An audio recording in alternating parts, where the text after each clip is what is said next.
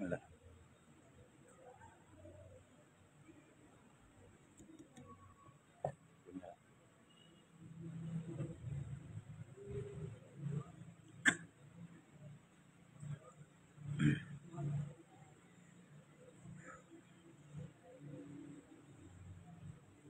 Dari sini.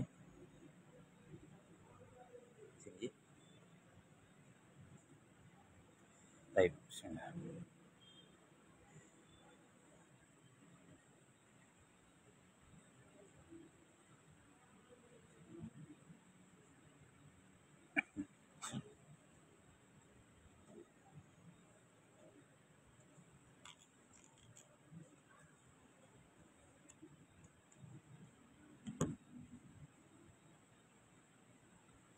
Bismillahirrahmanirrahim.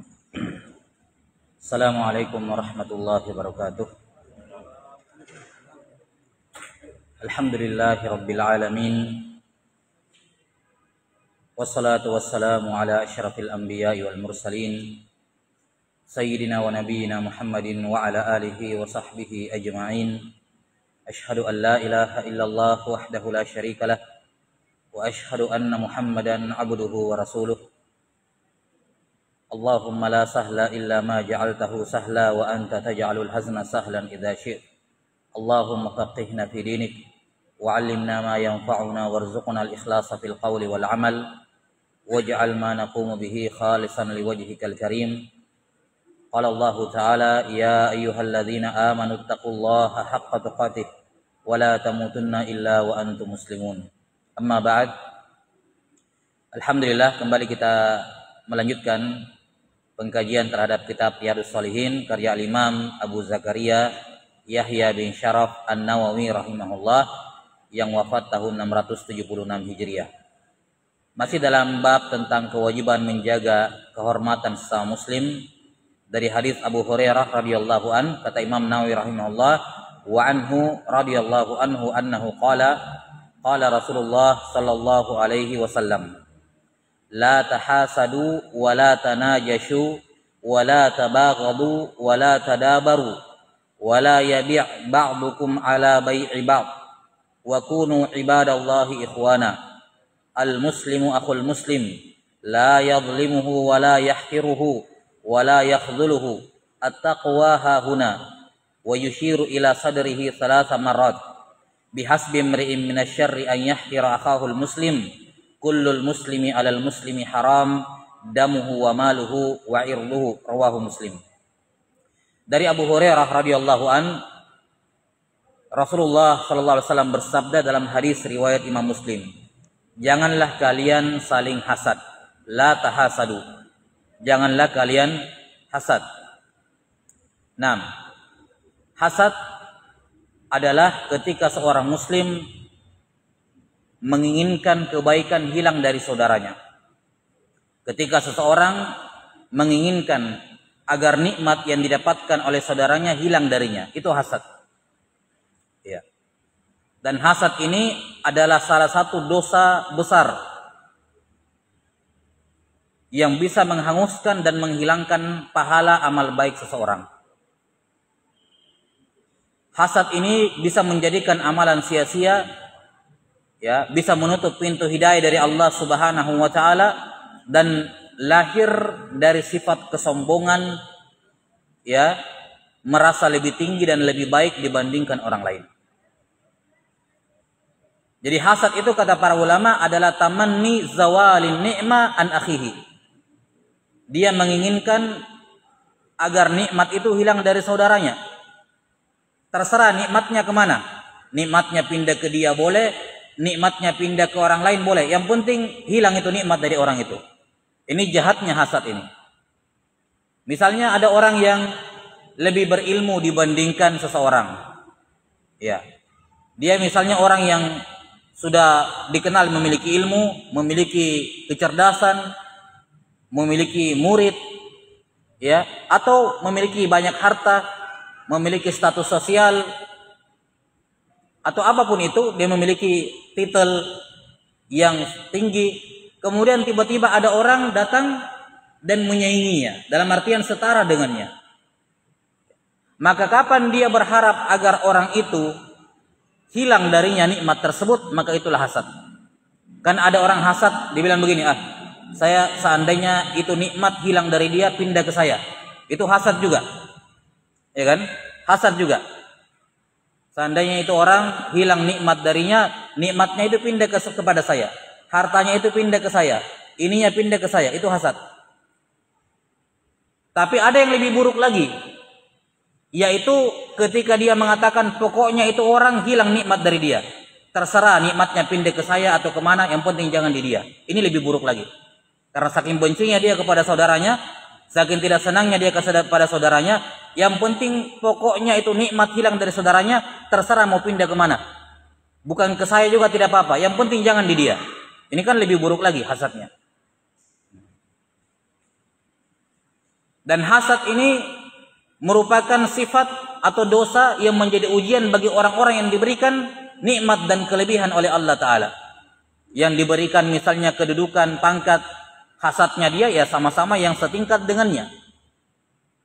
Yang diberikan ilmu pengetahuan, ya ilmu agama atau selainnya, hasadnya dia dengan yang semisal dengannya.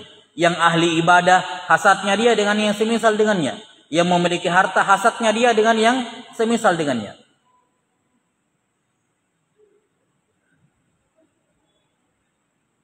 Dan cukuplah menunjukkan besarnya dosa hasad ini, bahwa hasad merupakan dosa pertama kali yang terjadi di alam semesta, dan ia merupakan dosa yang pertama kali terjadi di muka bumi ini. Apa dosa yang pertama kali terjadi di alam semesta yang kita tahu, yang sepanjang kita tahu, yang Allah kabarkan kepada kita adalah iblis. Kenapa iblis menentang sujud, tidak mau sujud kepada Adam atas perintah Allah Subhanahu wa taala? Karena hasad. Sebelum Adam dicipta, iblis dan malaikat itu sama-sama makhluk yang paling taat kepada Allah. Malaikat sujud, beribadah kepada Allah, setan iblis juga iya. Iblis juga termasuk makhluk yang dekat di sisi Allah Ta'ala. Kemudian diciptakan makhluk ketiga. Dan memang iblis ini pada dasarnya bermasalah. Ada sifat buruk di dalam hatinya yang memang tidak kelihatan karena tidak ada pemicunya. Yaitu apa? Iri dan dengki, hasad. Kadang-kadang kita seperti itu. Kadang kita itu memiliki sifat buruk dalam hati kita, tidak muncul karena tidak ada pemicunya. Nah, Allah Subhanahu wa taala akan menguji kita dengan mendatangkan pemicu tersebut, sehingga sifat buruk itu akan keluar. Ketika sifat buruk itu keluar dari dalam hati, kita cuma punya dua pilihan. Kita bersihkan atau kita akan binasa dengan sifat buruk tersebut. Kita hilangkan atau tidak? Kenapa? Karena tidak ada seorang pun yang bisa masuk surga kecuali hatinya bersih dari semua penyakit-penyakit hati. Di mana mau dibersihkan penyakit hati kalau bukan di dunia? Ya kan? Di alam kubur tidak ada lagi. Di padang mahsyar juga tidak ada. Penyakit hati dibersihkan di dunia. Maka siapa yang meninggal dalam keadaan masih punya penyakit hati dalam dirinya, dia akan terhambat masuk ke dalam surga. Terhambat masuk dalam surga. Sampai dibersihkan hatinya dalam neraka, dibakar dengan neraka, bersih, baru dia masuk ke dalam surga. Tapi selama dia masih hidup di dunia, maka Allah Ta'ala akan membantu dia untuk menghilangkan sifat buruknya. Ya, bagaimana caranya? Kalau sifat buruknya memang kelihatan dari sejak lahir, ini orang memang pembawanya kayak begitu jelek, gitu ya. Misalnya memang orang temperamen, ini orang memang gini.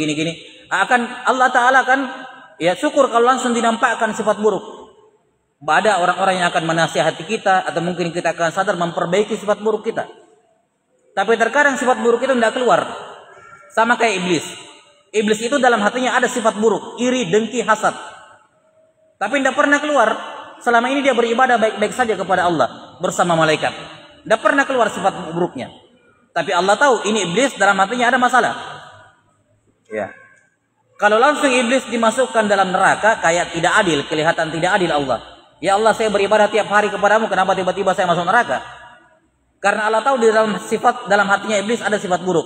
Maka Allah ciptakan Adam untuk membuktikan hal tersebut, bahwa memang ini bermasalah ini iblis. Diciptakanlah Adam yang menjadi pemicu dari sifat iri dan dengki. Keluarlah sifat iri dan dengki yang selama ini apa?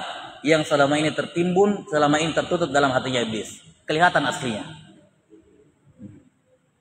Lihat, dosa yang pertama kali Allah dilanggar dengannya adalah gara-gara hasad iblis kepada Adam. Ya. Ketika diusir ke dunia Nabi Adam alaihissalam dengan keturunannya, lahir keturunannya, apa dosa yang pertama kali terjadi di muka bumi ini? Juga gara-gara hasad. Ketika dua anak Adam menyerahkan persembahannya kepada Allah, satunya diterima, satunya ditolak.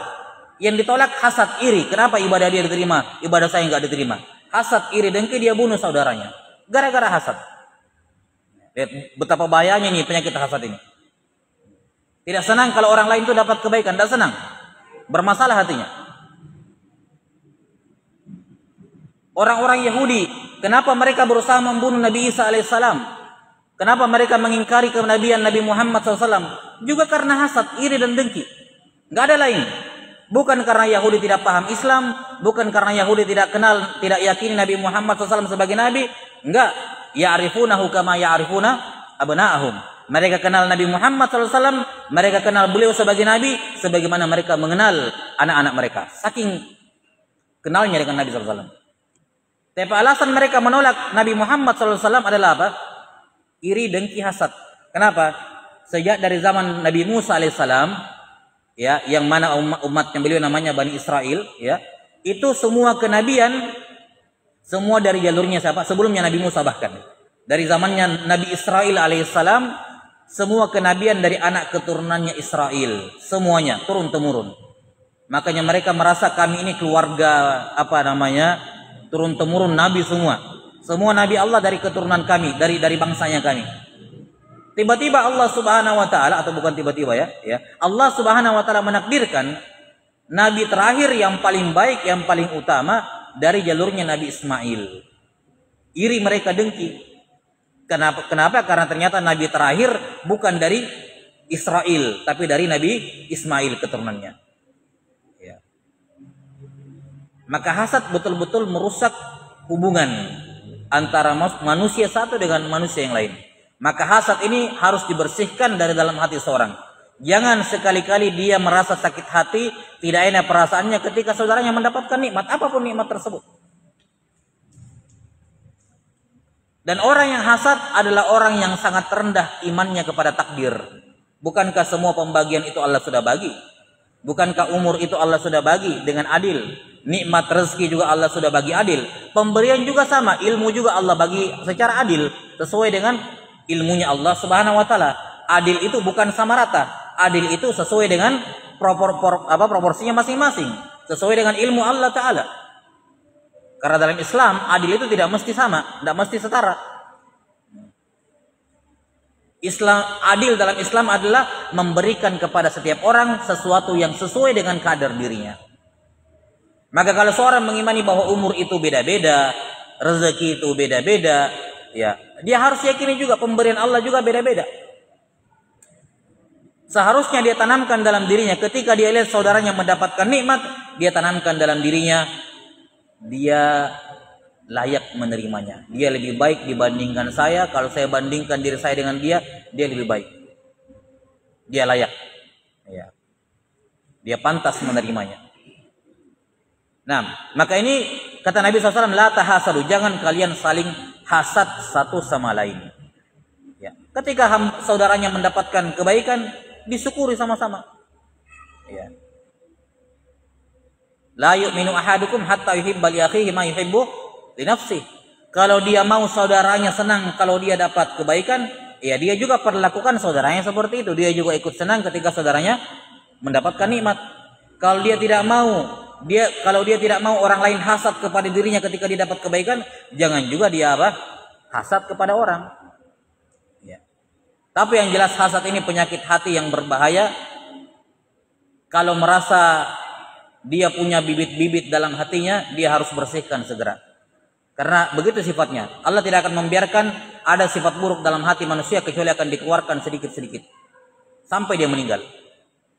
Yang paling celaka kalau sifat buruknya keluar ketika akhir umurnya, nggak ada waktu memperbaiki. Kalau keluarnya pas masih sehat-sehat, masih mending, dia masih punya kesempatan memperbaiki. Iya. Yang kedua kata Nabi SAW, wala tanayashu, jangan kalian saling menipu, satu sama lain. An-najas ini biasa terjadi di jual beli dengan cara lelang. Jadi ada orang panitia penjual barang gitu ya, yang menjual barang apapun yang barang yang dilelangkan itu dijual secara lelang. Kemudian ada salah seorang peserta lelang sengaja meninggikan, menyebut harga yang tinggi jauh di atas harga barang tersebut sebenarnya. Tujuannya untuk memancing-mancing yang lain beli. Dia tujuannya tidak mau membeli, cuman mancing-mancing orang.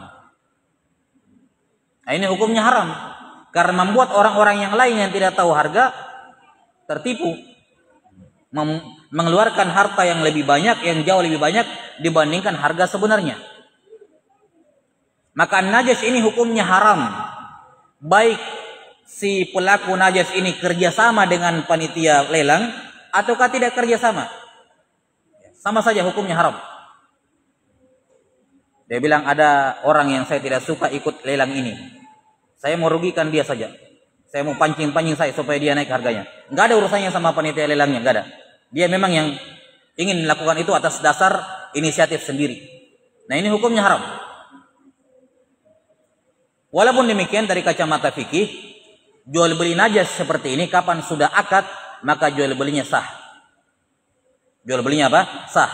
Walaupun misalnya dilelang dia tertipu harga, maka kapan sudah akad jual belinya sah. Namun ada namanya hak khiyar. Kapan si pembeli sudah akad membeli barang tersebut dengan harga yang sangat tinggi, kemudian belakangan setelah itu dia tahu, maka saat dia tahu dia langsung mengambil hak khiyarnya, hak pengembalian pembatalan jual beli. Dia boleh mengembalikannya. Jadi akadnya sah, tapi dia punya hak khiyar, hak untuk membatalkan transaksi yang sudah terjadi. Tapi kalau misalnya dia bilang, sudahlah, saya terima saja, ya qadarullah, saya memang tidak teliti juga cek barangnya, saya terima, sudah sah jual belinya. Cuman tentunya tetap pelakunya berdosa karena menipu orang. Baik. Ini juga termasuk perbuatan yang menimbulkan, yang bisa memicu pertengkaran di tengah kaum muslimin, dan ini jelas pelanggaran terhadap hak seorang muslim. Membuat seorang muslim mengeluarkan hartanya dengan cara yang tidak benar. Yang ketiga, wala tabaghadu wala tadabaru. Jangan kalian saling membenci dan jangan kalian saling memunggungi. Ya. Kalau kita sekarang baku bombe, ya. Jangan. La yahillu li muslimin an yahjura akhahu fawqa salas. Tidak boleh seorang muslim menjauhi saudaranya lebih dari 3 hari. Lebih dari 3 hari karena alasan bermusuhan, enggak boleh. Kalau tidak bicara sama saudaranya muslim lebih dari 3 hari, memang karena dari biasanya memang jarang ketemu, ya enggak ada masalah. Bukan maksudnya setiap 3 hari harus ngobrol sama semua orang.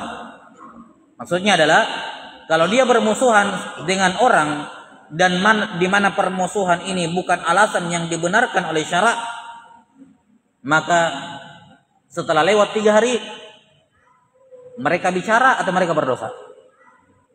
Mereka bicara atau mereka berdosa? Bicara saja, minimal salam. Salam, assalamualaikum warahmatullah. Assalamualaikum, waalaikumsalam. Terus baku menjauh lagi, terserah. Yang penting 3 hari, jangan lebih, jangan lewat. Kenapa? Karena kalau ada 2 orang bermusuhan, kemudian tambah tidak pernah ketemu, itu akan semakin sulit untuk kembali gitu. Tapi kalau ada orang bermusuhan, tapi tiap hari ketemu, biar diam-diaman, ketemu saja, walaupun diam-diaman, atau minimal salam saja, tapi tetap tidak mau bicara yang lain. Ya, insyaallah taala kalau dia sering ketemu, itu akan apa? Ya, akan Allah taala akan memberikan jalan untuk mengembalikan keduanya. Ya. Nah, maka ketika terjadi clash dengan saudaranya, bukan justru saling menjauh, tapi justru mendekat. Paling lama dikasih waktu menjauh 3 hari. Setelah itu bicara. Setelah itu mau baku jauh lagi 3 hari, silakan. Setelah itu bicara lagi. Ya, yang jelas tidak boleh seorang muslim menjauhi saudaranya lebih dari 3 hari karena alasan bermusuhan. Hukumnya haram. Dalam riwayat lain disebutkan kalau 2-nya meninggal tidak akan kumpul di surga. Satunya di surga, satunya di neraka. Tidak akan kumpul di suatu tempat. Iya. Jangan kalian saling membenci dan jangan kalian saling membelakangi. Wala yabi' ba'dukum ala bai'i ba'd. Jangan seorang membeli atau menjual barang yang telah dibeli atau dijual oleh saudaranya. Ini hukumnya haram dan jual belinya tidak sah.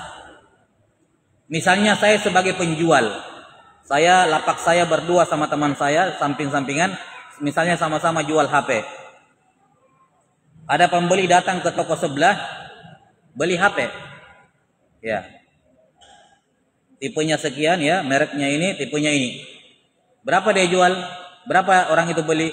Dia beli misalnya 2 juta. Sudah akad ini, sudah akad mereka ini HP-nya 2 juta. Sudah akad, tinggal serah terima barang. Saya dengar di sampingnya, saya bilang, "Sudah, kamu beli HP tipe berapa dikasih sama dia? 2 juta. Nah, saya kasih kamu 1,8 nih." Akhirnya apa? Dia batalkan belanja di sebelah, dia belanja ke toko saya karena saya turunkan harga. Ini hukumnya haram. Kenapa? Karena di sebelah sudah akad. Sudah akad, sudah sah. Tidak boleh akad itu sembarangan dibatalkan. Tidak boleh. Ada uzur-uzur yang disebutkan oleh para fuqaha terkait dengan alasan diperbolehkannya membatalkan akad yang sudah sah. Tidak boleh sembarangan dibatalkan. Itu zalim.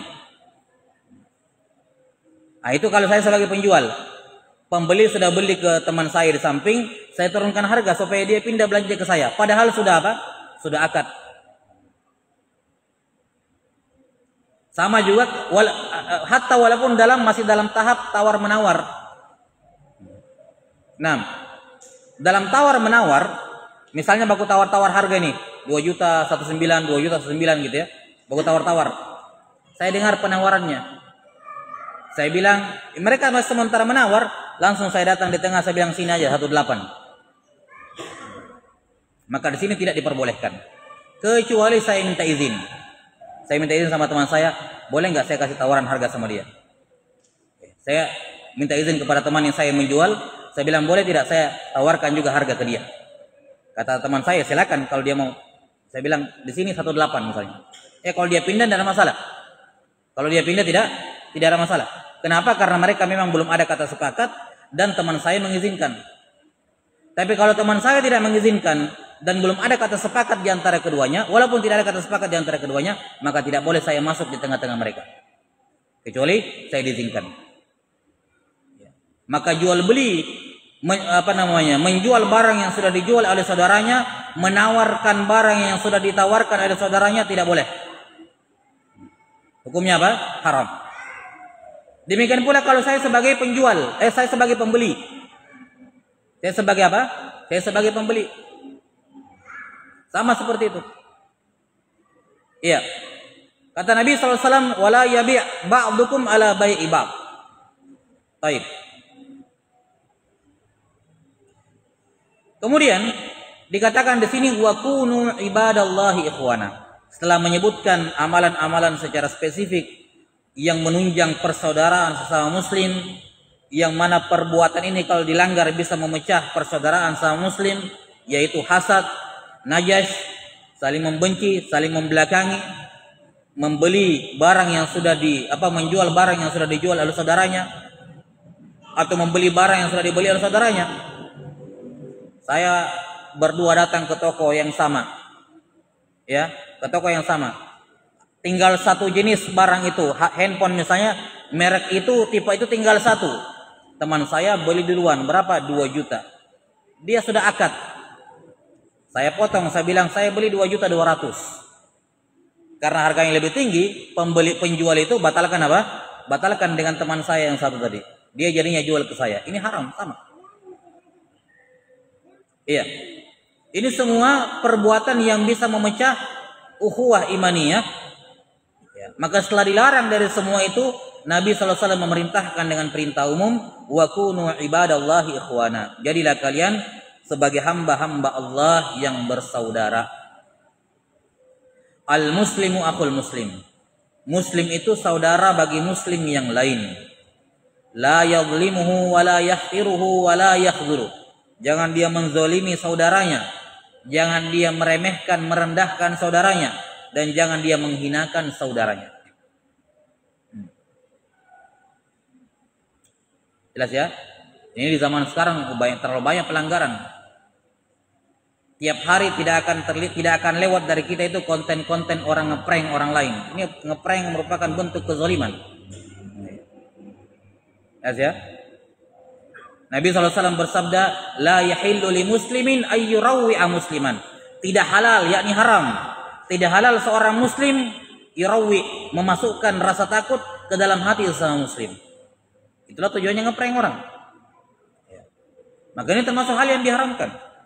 Dan dikhawatirkan karena seringnya berseliweran di handphone kita, ya.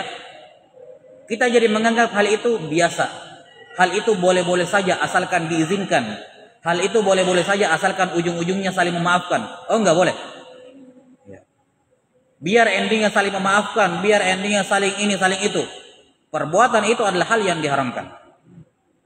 Masalah minta maaf itu masalah belakangan. Masalah minta maaf itu masalah apa? Belakangan. Oke lah kalau orangnya maafkan. Tapi kamu masih punya dosa kepada Allah. Itu pelanggaran. Ketika seorang menzolimi orang lain, ada dua permasalahannya. Masalah dia dengan Allah, dengan masalah dia sama orang itu. Kalau Allah ampuni orang itu tidak maafkan, enggak dimaafkan. Demikian pula kalau orang itu maafkan tapi Allah bilang tidak, ya juga tidak dimaafkan. Yang digugurkan hanya haknya hamba, tapi haknya Allah masih ada, belum gugur. Belum tentu Allah ampuni kamu. Ya. Maka hal yang seperti ini yang kita lihat dengan mata kita sehari-hari jangan sampai dimaklumi. Jangan sampai dibilang ini biasa. Ya. Jangan sampai ini kemudian dijadikan suatu hal yang menjadi kebiasaan yang tersebar tanpa ada pengingkaran. Karena kapan kemungkaran tersebar tanpa pengingkaran, maka itu merupakan salah satu sebab turunnya azab Allah Subhanahu wa taala ketika tidak ditegakkan nahi mungkar. Sementara kemungkaran sudah menyebar merata. Maka muslim satu adalah saudara muslim yang lain.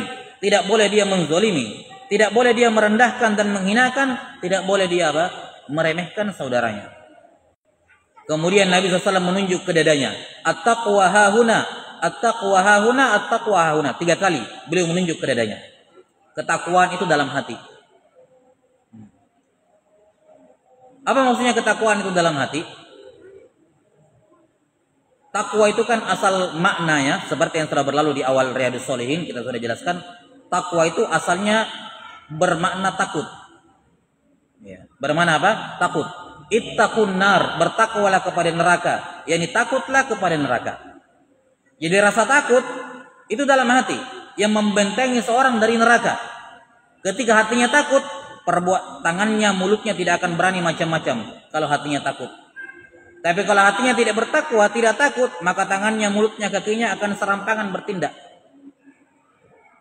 Makanya kalau hati baik, baik seluruh anggota tubuh. Kalau hati buruk, buruk semua anggota tubuh. Ini menunjukkan bahwa asal keimanan itu di dalam hati, ya, asal keimanan dalam hati, namun amalan, tindakan, ucapan itu semua merupakan unsur pembentuk keimanan. Karena itulah walaupun ketakwaan dalam hati, dia bisa terukur, dia bisa diukur dengan tindak tanduk perilaku. Seperti yang sudah kita sebutkan sebelumnya, Islam itu tidak membedakan antara zahir dan batin. Kalau ada orang mencuri, tidak bisa dibilang ini orang mencuri tapi baik hatinya. Nggak ada ceritanya begitu. Orang mencuri itu jelek hatinya. Nggak ada ceritanya baik hatinya. Ada orang memukul, menzalimi, membunuh orang lain, tidak bisa dibilang, oh jangan sembarangan menghakimi. Lihat dulu niatnya, jangan sampai niatnya begini. Nggak ada. Memang niat itu tidak kelihatan, takwa itu tidak kelihatan, tapi ada indikatornya. Ya kan begitu? Yang nampak apa itu? Ucapan, tindakan. Iman tidak kelihatan memang. Iman tidak kelihatan. Tapi kalau ada orang tidak pernah sholat seumur hidupnya, tidak pernah puasa Ramadan, ya dia kaya tapi tidak pernah keluar zakat, ini kita tidak ragukan dia tidak punya iman dalam hatinya. Karena tidak mungkin ada orang punya iman sekecil apapun, lantas tidak pernah sholat, tidak pernah puasa Ramadan, ya dia punya kemampuan tapi tidak keluar zakat, dia tidak mau pergi haji padahal mampu. Ini tidak mungkin orang ini punya iman dalam hatinya kalau dia tinggalkan sholat seumur hidupnya. Jelas ya? Jadi ada namanya apa? Kesesuaian antara zahir dan batin. Batin yang baik akan melahirkan zahir yang baik. Zahir yang baik menunjukkan batin yang baik, dan zahir yang buruk menunjukkan batin yang buruk. Sebagaimana batin yang buruk akan melahirkan tindakan yang buruk. Ya, wallahu taala alam bis-shawab. Bihasbi imri'in minasyarri an yahqira akhahul muslim. Cukuplah seorang dikatakan buruk, jelek kalau dia menghina sesama muslim. Iya. Lihat kata Nabi SAW, bihas, cukup, tidak ada peringkat derajat yang lebih buruk bagi seorang muslim dalam masalah ini, dalam masalah hubungan dengan sama manusia, yang melebihi buruknya derajat orang yang merendahkan sama muslim. Bihasbi imri'in minasyarr, cukuplah orang itu dikatakan buruk, gak ada gelar lagi yang lebih buruk baginya di bawahnya itu, kalau dia menghinakan sesama muslim. Kullul muslimi alal muslimi haramun damuhu wa maluhu irduh. Setiap muslim atas muslim yang lain itu haram, terjaga, terhormat. Apanya yang dijaga? Darahnya, hartanya, dan kehormatannya. Ya, ini kandungan hadis pada kalimat yang terakhir sudah berulang beberapa kali dalam hadis ini, dalam kitab ini. Qala rahimahullahu taala, wa an Anas radhiyallahu anhu anin Nabi sallallahu alaihi wasallam annahu qala la yu'minu ahadukum hatta yuhibba li akhihi ma yuhibbu li nafsihi. Muttafaqun alaih. Dari hadits Anas bin Malik radhiyallahu an, riwayat Bukhari dan Muslim, dari Nabi sallallahu alaihi wasallam, beliau bersabda, tidak beriman seseorang sampai dia senang kalau saudaranya mendapatkan sesuatu yang dia juga senang kalau dia memperolehnya. Ini tanda keimanan yang sempurna. Jadi kalimat tidak beriman di sini bukan tidak beriman sama sekali, tapi tidak beriman dengan keimanan yang sempurna. Tidak beriman dengan keimanan yang sempurna. Baik. Hadis ini sudah sering berlalu ya. Saya kira cukup penjelasannya. Naktabi bihadzal qadar wal ilmu indallah. Nasallallahu taala yu'allimana mimma yanfa'una wa ayyanfa'ana bima 'allamana. Innahu waliyyu dzalika wal qadiru alaih. Subhanakallahumma bihamdik asyhadu an la ilaha illa anta astaghfiruka wa atubu ilaik. Wa sallallahu ala nabiyyina Muhammadin wa ala alihi wa sahbihi ajmain. Walhamdulillahi rabbil alamin. Assalamualaikum warahmatullahi wabarakatuh.